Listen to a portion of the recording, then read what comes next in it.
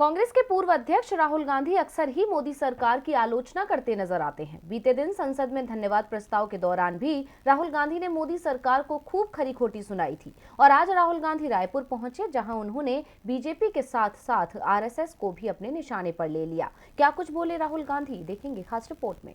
कांग्रेस सांसद राहुल गांधी छत्तीसगढ़ की राजधानी रायपुर के साइंस कॉलेज मैदान में आयोजित कार्यक्रम में शिरकत करने पहुंचे थे, जहां उन्होंने अपने संबोधन के दौरान मुख्यमंत्री भूपेश बघेल से कहा कि बस्तर में काफी चीजें हैं जो हमें देखने और चखने को मिली। उसे सिर्फ छत्तीसगढ़ के लोगों को और देश के लोगों को नहीं बल्कि दुनिया को चखाइए। छत्तीसगढ़ का जादू पूरी दुनिया को दिखाएं। राहुल गांधी ने भाजपा और आरएसएस पर अपनी विचारधारा देश पर लादने का आरोप लगाया है।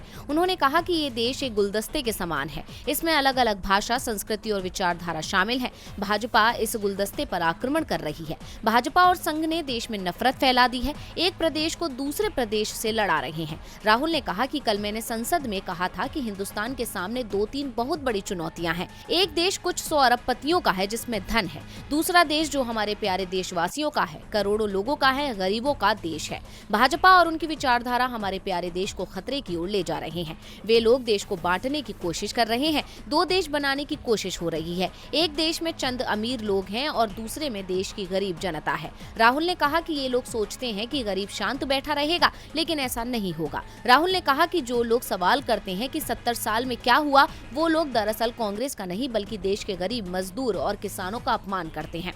राहुल गांधी ने रायपुर पहुंचने से पहले ट्वीट कर भी मोदी सरकार पर निशाना साधा था। उन्होंने अपने ट्वीट में मोदी सरकार पर देश की सुरक्षा को खतरे में डालने का आरोप लगाया था। राहुल ने ट्वीट किया, चीन ने पहले हमारे देश की जमीन पर कब्जा किया और अब हमारे नागरिकों का अपहरण व टॉर्चर कर रहा है। मोदी जी चुपचाप अच्छे दिनों का इंतजार कर रहे हैं, शर्मनाक। दरअसल अरुणाचल प्रदेश के बीजेपी सांसद तापिर गांव ने अरुणाचल प्रदेश से लापता हुए और चीन की सेना के पास मिले मिराम टेरोन के साथ ज्यादती का मुद्दा उठाया था, जिस पर राहुल ने ट्वीट किया। अब राहुल के आरोपों पर बीजेपी और संघ क्या कहते हैं, ये देखना होगा।